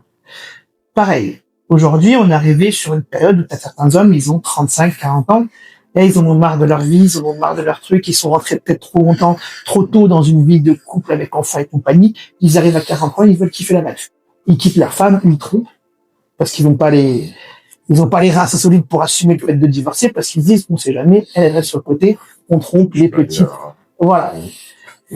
En fait, le marché aujourd'hui, il est réellement déréglé, il est compliqué avec tellement de facteurs Donc, soit différents. ronde ou pas ronde. Que tu sois grosse, maigre, petit, marché, grand, le marché, il est dur. Ouais. Mais par contre, il faut entendre que les femmes rondes se font dater. Moi, quand j'étais plus jeune, je pensais pas qu'on se faisait dater comme ça. J'étais inscrite sur un site qui s'appelait Ronde et Jolie. Je suis resté inscrite dessus 1 an ou 2. Et j'ai parlé avec des gens, j'ai daté, tout compagnie, tout ça. Alors, c'est pas que j'avais des problèmes, parce que j'avais des copains, des trucs et tout. Même quand je sortais dans Paris, je faisais aller en soirée, compagnie, tout ça. Et dans le monde du sport, il y a une approche du corps qui est différente encore. Et surtout dans nos sports à catégorie de poids, où j'ai vu que quand je partais en tournoi, à l'étranger, compagnie et tout, tu vois, les Anglais ne me regardaient pas de la même manière que les Français. Les Brésiliens, les Cubains, ils me regardaient pas de la même manière. Parce que eux, ils me voyaient comme une femme désirable par rapport à leur culture, par rapport à leur standard à eux. Donc c'est pour ça qu'encore une fois, on dit oui, les Noirs, ils aiment les femmes. C'est pas tous les Noirs qui aiment les grosses. Non. C'est pas tous les Noirs qui aiment les grosses. Et comme il y a des Blancs qui aiment les grosses, tu vas aller en Espagne, au Portugal, tu vas aller à l'étranger, en ordre général, et là, c'est plus dans leur culture, c'est plus dans ce qu'ils aiment, en fait. Donc on peut pas faire de généralité, on peut pas catégoriser non plus, mais en fait, il faut avoir l'esprit ouvert là-dessus. Et la problématique, c'est qu'en France, ils sont hypocrites. Parce qu'en France, et là je parle, en France, ils sont hypocrites. Parce que des mecs qui faisaient des réflexions un peu désagréables, me traitaient de grosse, de ceci, de cela, alors que moi, je continue. Les voir glisser dans mes DM sur Insta, sur Facebook à l'époque, et m'envoyer des messages. Ouais, t'as vu, l'autre jour, je te taquinais, mais t'as vu, si tu veux, ce week-end, si tu fais rien, on peut se capter et tout. Je dis, hey, la proposition que tu me fais là, tu vas devant tes potos et après on verra. Okay. Et tu vois que les gens disparaissent. Pourquoi? Parce qu'encore une fois, c'est le paraître. Le paraître. Mais après, ce que les gens, ils ont tendance à oublier, c'est que tu peux dater une skinny bombasse comme tu veux. Laisse passer le temps, fais des enfants et on en reparle. Parce qu'un corps, ça change. Ce qui est beau aujourd'hui, demain peut être flétri. Et c'est ça qu'on a tendance à oublier. C'est que la beauté, c'est subjectif. C'est aléatoire. Quand on parle de charisme, quand on parle de rayonnement et compagnie, les gens disent ouais, ça c'est des trucs des gros. Je dis non. Un homme, moi je préfère un homme qui est charismatique qu'un homme qui est beau. Il est juste beau. Bon, ok, il est beau. Super. Ouais. Génial. Quelqu'un de charismatique, il dégage un truc, et ce charisme, il évolue avec le temps, c'est beaucoup plus fort, c'est beaucoup plus présent, et en fait, c'est pas sa beauté qui nous enveloppe, c'est le tout. Ouais. Ça va aller avec le style, avec le comportement, l'attitude, avec les mots qu'il va employer, c'est un tout, en fait. Et on va conclure, si vous avez encore des petits mots à dire sur les relations. Non. Non, si, t'as un petit truc à dire. Je sens qu'il y a un petit truc qui te... Elle se bride un peu. La chose que je veux dire, c'est que la vérité, c'est qu'enfin, en 2025, on s'est rendu compte qu'on n'a pas besoin d'avoir quelqu'un à notre côté. C'est pas obligatoire. Et finalement, si on doit forcément être avec quelqu'un et pas aller bien, c'est mieux être toute seule et profiter de la vie. Et j'invite tout le monde à faire ça et ne pas se forcer à être avec oui. Ouais. Oui. Après c'est son point de vue hein. Après ouais, elle a raison. Elle a raison. Non, elle a raison. Elle a raison. Parce qu'aujourd'hui, tu sais, il y a des gens. Être mal accompagné, c'est pas le dicton. Mais ouais, seul que mal accompagné. Mais tu sais que t'as des femmes qui sont grosses et qui sont avec des hommes. Pourquoi? Parce que t'as les bonnes copines ou les gens qui leur ont dit, Non, mais attends, tu te rends compte, il t'aime comme tu es, donc vas-y, quoi, fonce. Mais c'est ça. Genre, t'as pas le droit de dire il me plaît pas ou je l'aime pas, je veux pas me marier avec lui, je veux pas avoir d'enfant avec lui, parce que tu te rends compte que, non, mais tu te rends compte, il t'accepte comme t'es. Bah, C'est vraiment qu'il m'accepte comment je suis, en fait. Et c'est ça, et où je dis, c'est important de travailler sur soi, de s'aimer. De s'aimer. Parce que moi, je peux parler de connaissance de cause. Pendant longtemps, j'étais dans une relation où j'étais pas bien. Parce que je me suis dit, j'ai enfin trouvé quelqu'un qui m'aime comme je suis. Et je me suis forcée à rester dans cette relation. Alors que, à la base, ça m'a apporté 2 magnifiques garçons, effectivement. Mais du reste, genre, voilà. C'était pas ce qu'il me fallait. Humainement, c'était pas du tout ce qu'il me fallait. C'était même encore pire. Donc, je me dis, c'est vraiment important de s'aimer comme on est et de se dire que, ok, t'es seul, ben, sors, va au resto seul, voyage seul, t'as pas besoin d'être accompagné pour tout être le bien. temps, ouais.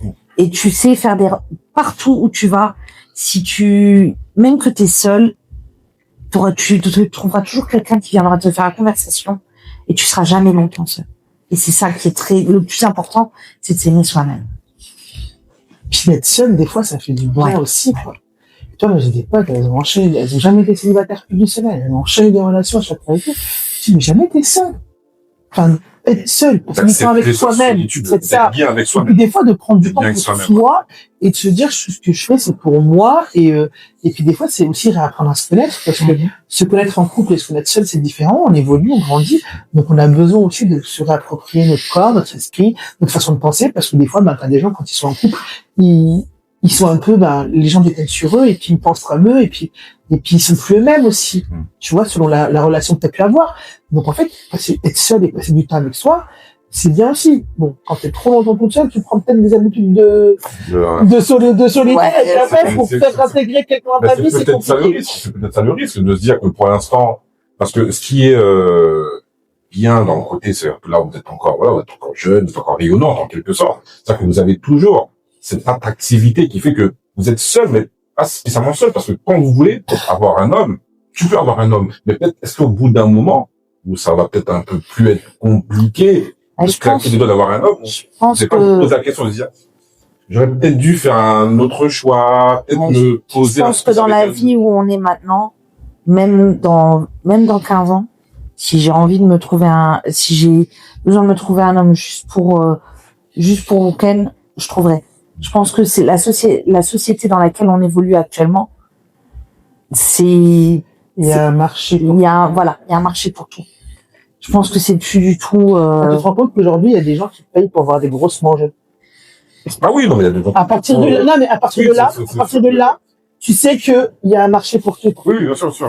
Après, si c'est bien ou pas bien, je sais pas. Alors, je dis pas que c'est bien, je dis pas que c'est pas bien, mais aujourd'hui, il y a un marché pour tout. Parce que ok. Quel conseil, justement, pour conclure, donneriez-vous, aux jeunes femmes, ou peut-être pas jeunes femmes, pour se sentir bien? Est-ce que vous avez un ou 2 mots assez rapides, hein, pour qu'une femme se dise, je vous regarde, je regarde cette vidéo. Après cette vidéo-là, c'est vrai que je me sens quand même, elles m'ont donné un peu plus de pace. Il faut arrêter de se comparer aux autres. Il faut apprendre à s'aimer parce qu'on va pas changer d'ici au lendemain. Donc, arrêtez de regarder les médias, arrêtez de vous comparer à des stars ou même à vos amis qui sont 50 kilos en moins ou je sais pas quoi. Et sortez, mettez-vous à nu, venez au carnaval. Le carnaval, ça aide à être bien dans la peau. Voilà. vis ta vie comme tu l'entends. Habille-toi comme tu veux. Fais ce que tu veux. Et je pense que déjà là, ça peut déjà faire beaucoup de choses. Okay. Moi, je dirais qu'il faut oser, parce qu'on est capable de beaucoup. Exact.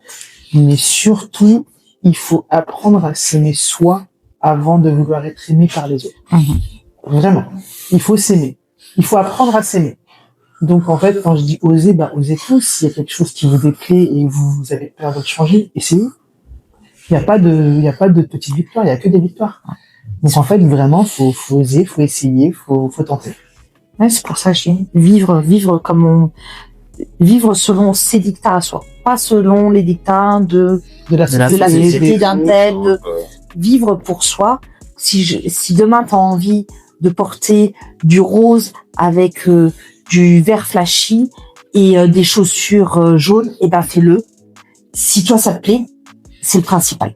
Plus important, réellement. Ok. Bon, ben, très bien. En tout cas, merci pour ces mots et cette note très positive. Et en tout cas, n'oubliez pas de mettre le like, partager. Et je pense qu'on fera une deuxième partie parce qu'il y a encore beaucoup de choses à dire. Et en tout cas, merci d'être venu. Avec Merci pour plaisir. cet échange. C'était vraiment constructif. Et donc à la prochaine fois. Allez, ciao. Au revoir.